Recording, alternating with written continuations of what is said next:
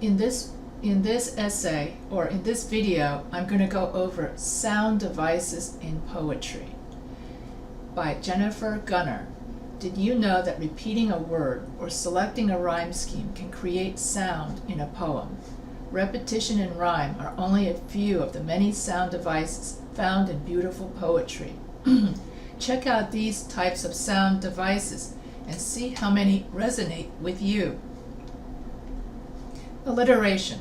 Alliteration is a term for repeated letter sounds, usually consonants, but not always, at the stressed part of two or more words. One example of alliteration is glowing golden grains.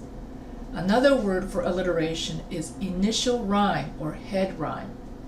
So here are some examples of alliteration in Ezra Pound's The Seafarer. May I, from my own songs, truth reckon. So here you've got M and M and S and S. So the repetition of may and my, or the repetition of S's of self and song, are also examples of alliteration. Journeys, jargon, how I in harsh days hardship endured oft. Bitter breast cares have I abided, known on my keel many a care's hold. And dire sea search, there I oft spend, narrow night watch nigh the ship's head, while she tossed close to cliffs.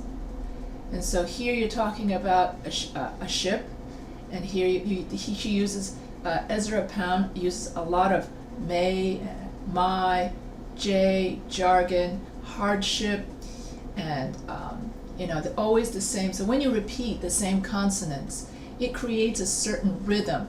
Ma, ma, ma, ma, ma, ja, ja, ja, ja, ja, bitter breast cares, narrow night watch. And so the steady waves of alliteration that rise and fall, they mirror the rise and fall of a ship on the ocean, much as Pound's speaker is describing.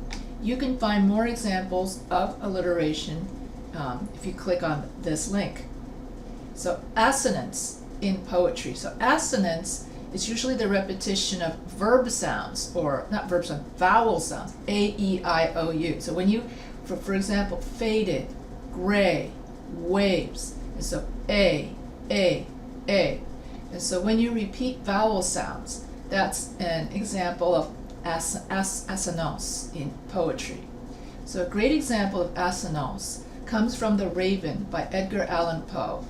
Once upon a midnight dreary, while I pondered, weak and weary.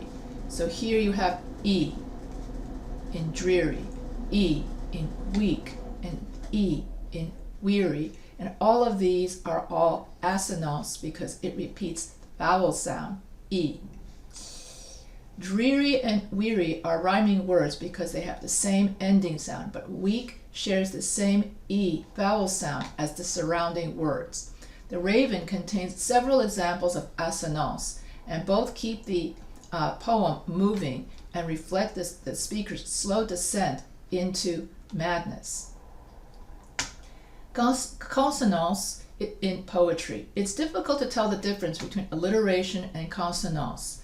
While alliteration occurs at the stressed syllable in each word, consonance can happen anywhere, especially at the end of a word. When consonance happens at the end of a word, along with assonance, it's a rhyme. An example of consonance occurs in I Saw a Chapel by William Blake. So I saw a chapel all of gold, that none did dare to enter in. And many weeping stood without, weeping, mourning, and worshiping. And so here you have the ing, and ing. And so here the consonance happens when it rhymes at the end of the word. And so here you have ing as an example of consonance. Onomatopoeia in poetry. So onomatopoeia in poetry is when we have sound effects in poetry.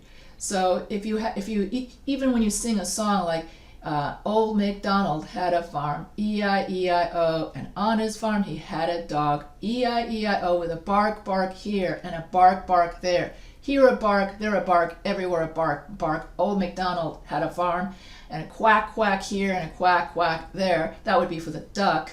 And the oink, oink here, and oink, oink there. So when you put in the oink, oink, and the bark, bark, and that sort of thing, that's an example of using sound words known as onomatopoeia.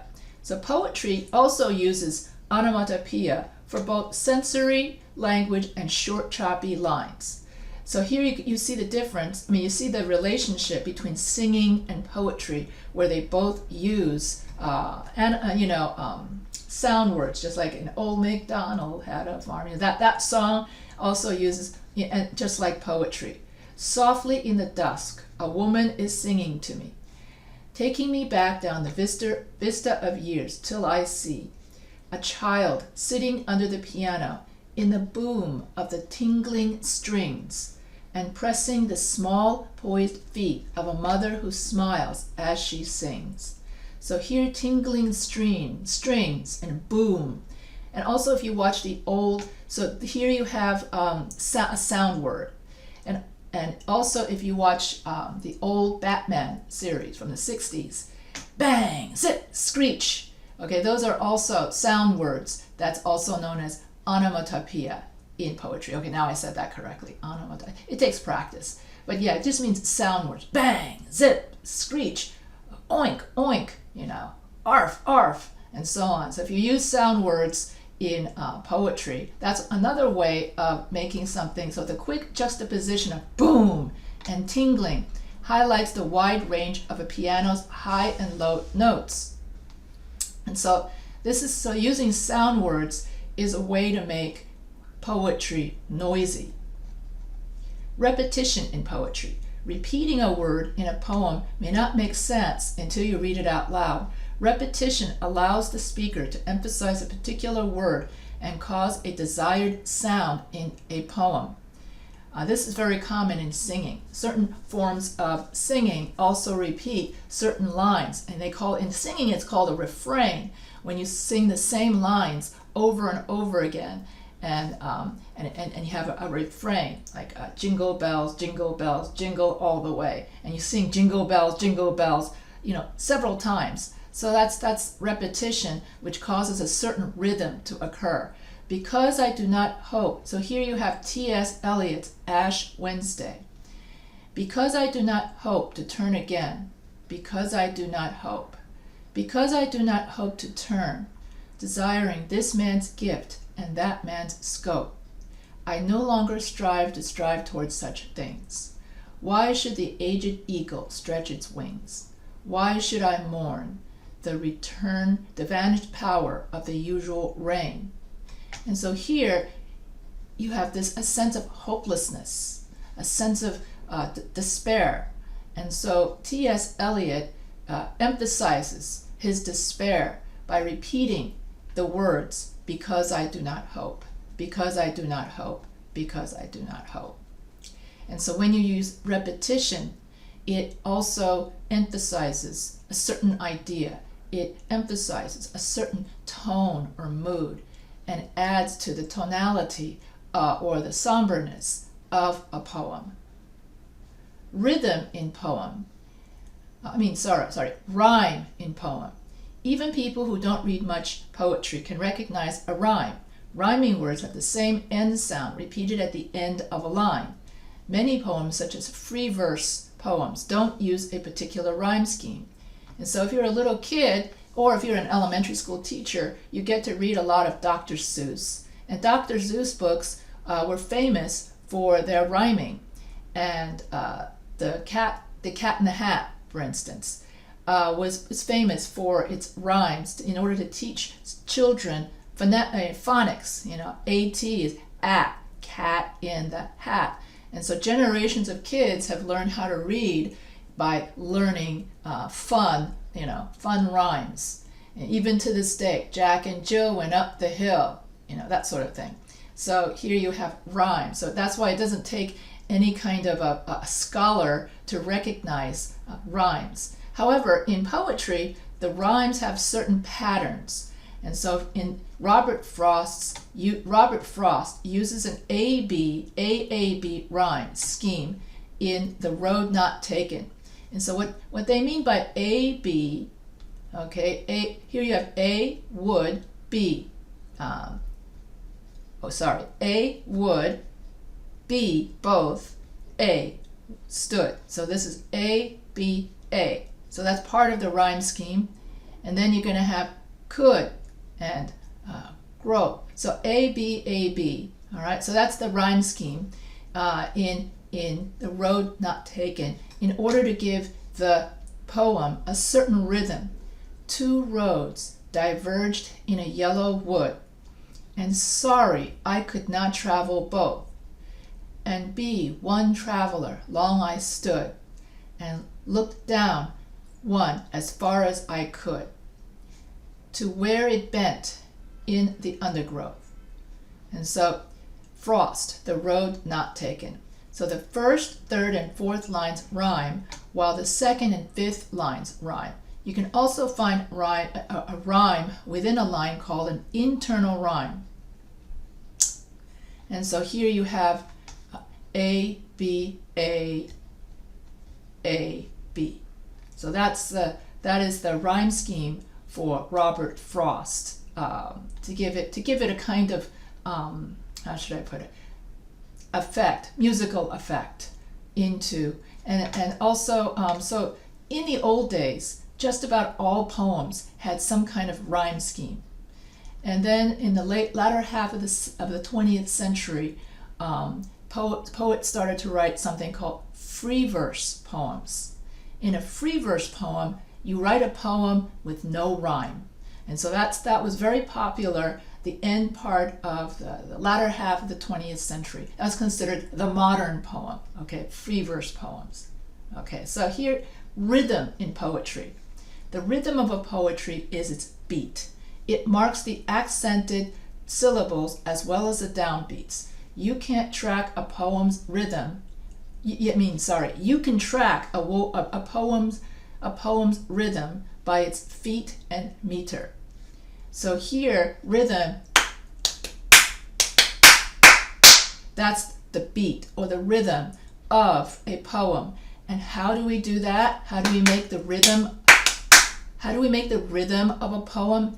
We stress certain syllables and we unstress other syllables. And so I know I covered this before, is knowing how to find where we stress certain syllables and where we unstress certain syllables. So when we stress, that's the part where we clap, and when we not stress the syllable, that's when we don't clap. And that's how we can, not that particular rhythm, but that's how we create rhythm in poetry. So clap to the beat of the first stanza of Emily Dickinson's poem, Because I Could Not Stop for Death to See Rhythm in Action.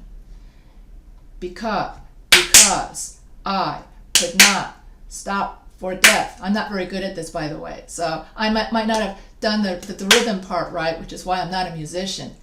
He kindly stopped for me. Okay, that one I did. He kindly stopped for me. So every time you stress, okay, because I could not stop for death, he kindly stopped for me. Yeah, so every time I said me or stopped, and every time I stress a syllable, that's when you're supposed to clap. The carriage held but just ourselves and immortality. Okay, I can't clap and read it at the same time, so that's how come that didn't come out right. And so lines 1 and 3 are in iambic tetrameter, 4 feet with the stress on the second syllable of each foot. Lines 2 and 4 are in iambic trimeter, which also stress the second syllables, but in only 3 instead of 4. Many of Dickinson's poems follow this rhythm. So if you know how to write music, if you are a percussion drum player, you would have stopped by the end of this lecture and start laughing at how badly I just did the rhythm of this particular poem, because you would have done it a much better job. But you get the idea. Every time I stress the syllable, that's where I clap. Every time I don't stress the syllable, that's when I don't clap. So that's how you're supposed to do it. So anyway, using rhythm in poetry means that you write in certain syllables that are going to be said very heavily. So those are the accented syllables. And then the downbeats, that's the short, so long vowels tend to be the accented syllables, and short vowels tend to be the downbeats, in other words, unstressed syllables. And so you put in a certain beat. Basically, every poem has its own beat. And what's fun is that a poet who's good at music and also playing drums can then put in a certain rhythm into the poem to give it a certain beat, to give it a certain musical quality. And so that's what makes poetry fun to read, even if I'm not able to replicate it, but you get the idea. Okay, sound devices in music. Music with lyrics depend on the same poetic sound devices that you've just read about. You may not be able to immediately identify instances of alliteration, assonance, or onomatopoeia in a song, but once you view the lyrics as a poem, it becomes easier. So in other words, as soon as you see the poems that you read as songs that you sing, so try singing out your favorite poem, then you're going to see, oh yeah, then I see the rhythm. And so here, so put on your favorite song and see how many poetic devices you can find. And so chances are you use these poetic devices in your everyday conversation, but poetry doesn't stop at what you can hear. It needs to activate all 5 senses to truly set the scene. So for more poetry, so here there's more on this website. So I got all of this information. If you want to see where I got this information, then you would go to the website. The title of the article is Sound Devices in Poetry, written by Jennifer Gunner. And then you'll be able to, now I put all this whole thing into these notes to avoid all the ads. That's what I did. So in conclusion, when we read poetry, what we're reading are language set to music. And if you think of poetry as a song, that makes it so much easier to understand poetry.